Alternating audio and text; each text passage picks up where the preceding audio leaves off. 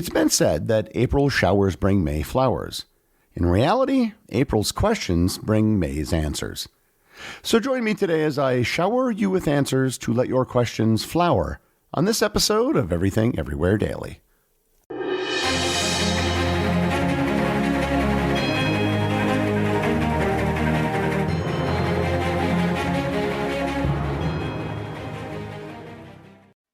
This episode is sponsored by Memento. Most families have stories of other family members and loved ones that are shared from person to person. However, many of those stories are lost over time or they're never shared at all. Memento is a company that helps individuals and families record important events. In Memento's most popular product, Lifebook, participants are asked questions about their lives and document them in a high-quality hardbound book. Unlike other providers, however, Memento goes one step further. In addition to usual questions about your life that awaken your memories, you can also use Memento to create special memory books, for example, about loved ones who have passed away, together with the whole family. And not just in writing, but also with voice memos and videos that can be inserted into the books and played back. The special group editing function brings the family, especially grandchildren and grandparents, even closer together. With Mother's Day just around the corner, this may be the one gift that will not only honor your mom's life, but will provide lasting memories for years to come. For my listeners, Memento has something special. Use code EED15 and get a 15% discount on your order. Visit memento.com, MEMINTO, and start your journey into the world of personal stories. This episode is sponsored by Heaven Hill Bottled & Bond Bourbon. I recently had the chance to try Heaven Hill Bottled & Bond, and I can attest to its exceptional aromas with hints of caramel and vanilla intertwining with its oakiness, which provide a well-rounded flavor profile. Taking a sip is akin to experiencing a piece of bourbon history firsthand. Heaven Hill Distillery may be America's most quintessential bourbon distillery. Established in 1935 after the end of Prohibition, the distillery was established by the Shapira family and has remained a family-owned distillery to this day. In 1897, Congress passed the Bottled in Bond Act, which set forth strict rules for any bourbon labeled Bottled in Bond. Heaven Hill Bottled in Bond Bourbon goes beyond the stringent requirements of the law by aging its bourbon for 7 years, not 4. The end result is a gold medal-winning bourbon that truly stands out. Available nationally, look for a bottle at your local store. Heaven Hill Bottled in Bond. Heaven Hill reminds you, think wisely, drink wisely.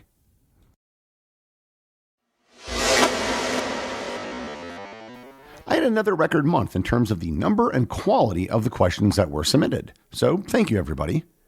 And let's get right into it. The first question comes from Tim Manchester, who asks, what are your top 5 favorite bridges in the world? Okay, Tim, in no particular order, based on bridges that I have visited, the first would be the Golden Gate Bridge in San Francisco. It's a beautiful, iconic bridge. It was an important bridge in the history of engineering. And if you are ever in San Francisco, it's a great experience to walk across it and back. The second bridge is the Akashi Kaikyo Bridge in Kobe, Japan. I visited there back in 2007, when at the time it was the longest suspension bridge in the world. They have a very nice observation area on the bridge where you can experience the true scale of the bridge. The third bridge would be the Vizcaya Bridge, which is located in the Basque Country of Spain. The Vizcaya Bridge is often called a hanging bridge. Instead of a normal bridge where the deck covers the entire bridge and allows people to cross, a hanging bridge only has a small deck that is ferried back and forth by cables. It's sort of a combination of a cable car and a ferry. My fourth bridge would be the Stari Most Bridge in the town of Mostar in Bosnia-Herzegovina. It is a historic bridge that was commissioned in 1557 by Suleiman the Magnificent and today is a UNESCO World Heritage Site. My fifth bridge would have to be the Millau Viaduct in France. This is the tallest bridge in the world, having a structural height of 336.4 meters or 1,104 feet. It is a beautiful bridge, and driving across it was a really heady experience given how high up in the air it was. The next question comes from Jerry Gardner, who asks, would you ever do a live show event, possibly narrating your podcast while showing your photography? The short answer is yes. Not only would I do it, but I've actually considered doing it. However, I think I'd have to do something a bit more interesting than just reading a podcast episode on stage. It would need to be something different from what you would normally listen to online. What such a live show would be, I don't know, but yes, it is something I would consider doing. David Corbley asks, What's your favorite alcoholic drink after all your world travelers? Well, David, I have a very simple answer to that question. Cider from the Basque country of Spain. I first had it when I visited a cideria in 2010. You can find it easily enough almost anywhere in Spain if you go into a bar, but finding it outside of Spain can be very difficult. The cider has a very unique way of being poured, where the bottle is held as high as possible and the glass as low as possible. The cider is aerated when it pours into the glass, which enhances the taste. I've tried looking for it everywhere in the United States, and I could never find it. I eventually went to a local wine shop and asked them if they could order it, and it turns out they could, as their distributor carried it. I bought an entire case of it, and I still have several bottles today. Troy Price asks, what advice would you give someone who wanted to start working in travel photography today? My honest advice would be to not try to go into it as a business. Travel photography is not a great business. Many travel publications have gone out of business, and many of those who survive no longer pay for photography. Almost everyone I know who is still working as a travel photographer is making a living by teaching people photography or running photography tours. There are still a few people who are doing well, but there are very few of them, and they've only been able to do it after years and sometimes decades in the field. I always considered myself a traveler first and a photographer second. If you want to make a living as a photographer, there's a lot more money to be made doing weddings. Mark Hyman asks, do you know Bob Christ, a freelance photographer and filmmaker? He's giving you some competition with a video course titled Fundamentals of Travel Photography. I certainly know of Bob, but I haven't actually met him in person. We are both members of the Society of American Travel Writers, and we have both won their Travel Photographer of the Year award. Bob has been a travel photographer much longer than myself and has had a much more accomplished career. Nonato Noni Ramirez asks, since you've traveled the world, do you recommend one of those around the world airplane tickets? Or better yet, an episode on your personal worldwide travel for a given year? The answer is, it depends. I personally never purchased such a ticket, but I also had an open-ended schedule. There was nowhere I had to be, so I was never in any sort of rush. If you have a very set schedule and you know exactly where you want to go, then an around-the-world ticket actually might be a very good option. They do offer a great deal of flexibility, and usually the only requirement is that you have to go in a set amount of time to use all the tickets, and you have to generally go in one direction around the world. I preferred the freedom to go wherever I wanted when I wanted. However, if you prefer a much more structured itinerary, then it very well may be a good option. Chris Harris asks, have you tried ethnic foods in countries other than their country of origin? Have you had tacos in Tokyo, pizza in Prague, or banh mi in Brasilia? If so, how was it compared to the U.S. or to its country of origin? Well, the answer is absolutely. If you're on a short vacation, then I understand that you may want to only eat the local cuisine. However, when you're traveling long-term over a period of years, sometimes you just want to go get Chinese or go get a pizza, regardless of where you may be at the time. I used to go to a Mexican restaurant in Bangkok all the time to work because they had cheap margaritas and they would always bring chips to your table. I've been to Indian and Chinese restaurants likewise all over the world. Most large urban areas around the world will have a multitude of dining options. I've had a few bad experiences, but for the most part, the food is always fine. Michaela Clark asks, the word curry can describe many different dishes, sauces, and spices around the world. Do you have a favorite type, and can you recall the best curry you've eaten on your travels? Maybe curry is worth its own episode. First off, Michaela, you are absolutely correct that curry would make for a great episode. You are also correct that the word curry can describe many different dishes, all of which pretty much originate in South Asia. My go-to meal when I go to an Indian restaurant is lamb masala, usually with a side of dal and some plain naan. My favorite curry experience was probably at a very affordable restaurant in Singapore that catered to Indian workers. All the meals were served on banana leaves, and there were no utensils. And of course, we cannot forget currywurst that's found in Germany. Terry Laurie asks, my daughters are going on vacation in England and Scotland at Christmas time. Any hints on driving on the opposite side of the road that would help them out? Are most rental cars automatic drive? Thank you. Love what you do, and I'm a member of the Michigan chapter of the Completionist Club. Terry, the idea of driving on the other side of the road, no matter which side of the road you are used to driving on, can be terrifying if you've never done it. If you are an experienced driver, much of your driving is simply instinctual. The first time I ever drove on the other side of the road was in 2007 in New Zealand. I rented a camper van that I was going to stay in for 2 weeks driving around the country. However, I had to pick up the van in the middle of Auckland. When I got to the van, I turned off the radio to avoid all distractions, put both hands on the wheel, and just focused. Once you spend an hour or two doing it, you get the hang of it. One of the things I do not think of is in terms of right and left, but rather having myself, the driver, on the middle of the road. No matter if you're driving on the right or the left, the driver's position is always going to be near the meridian. Almost all rental cars in North America have automatic transmissions. There are many more manual transmission cars in Europe, however, but automatic transmission cars are usually available even if they are at a slightly higher price.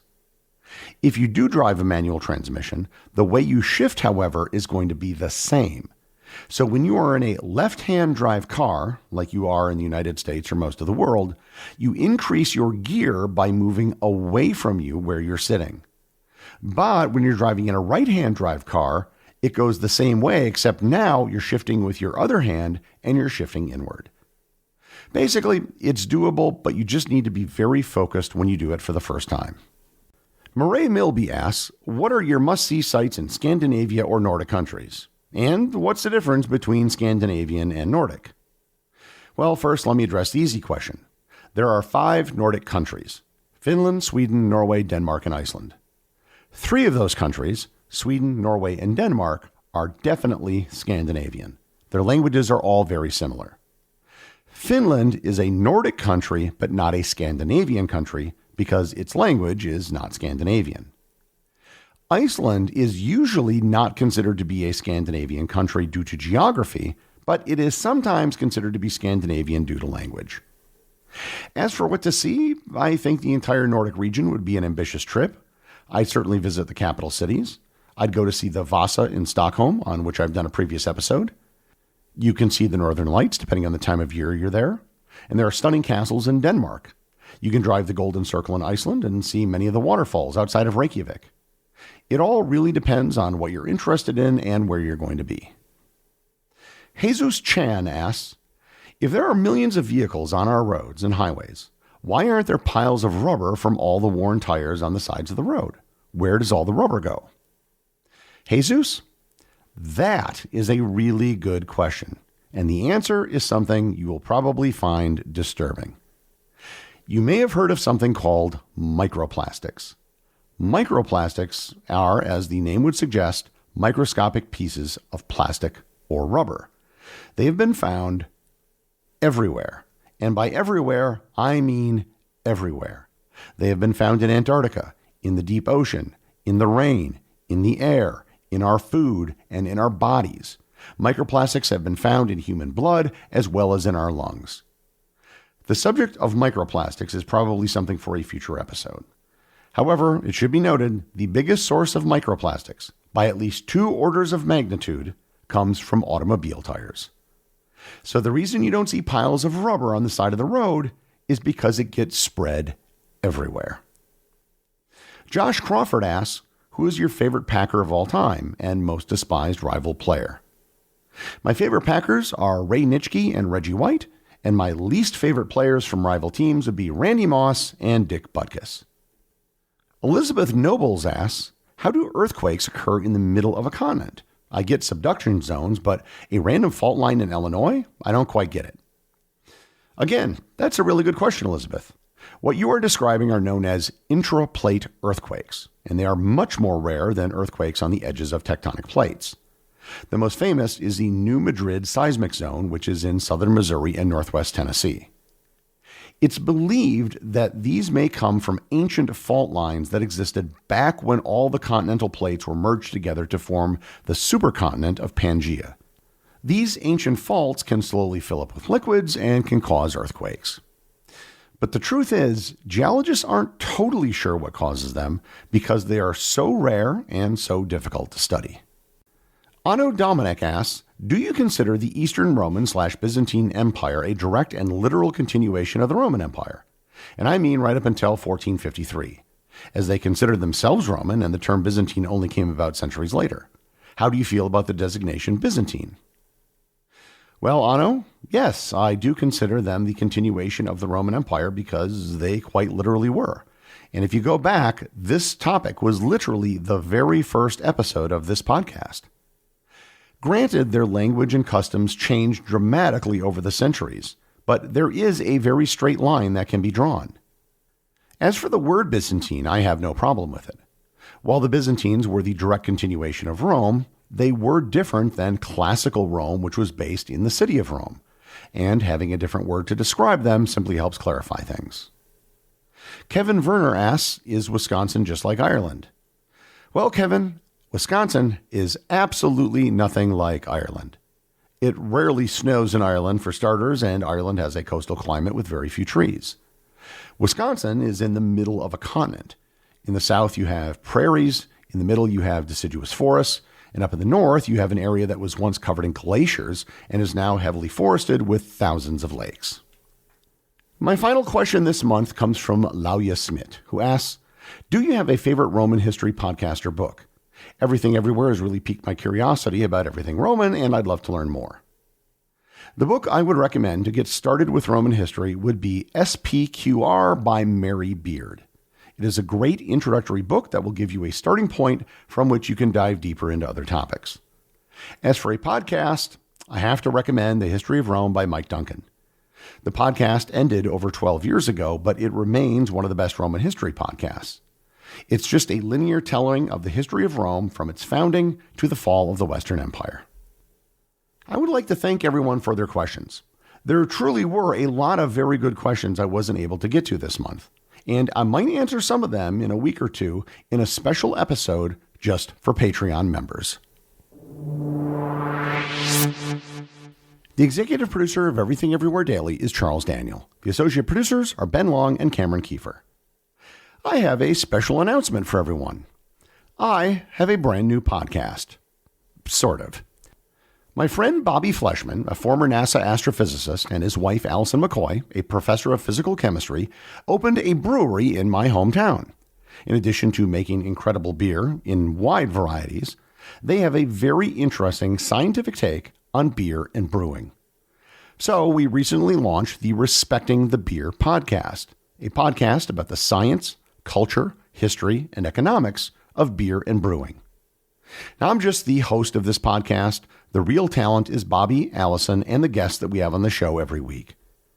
If you're interested in a higher level take on beer and brewing, then definitely check out the show. You can listen to Respecting the Beer wherever you listen to this podcast, and you can find a link to it in the show notes.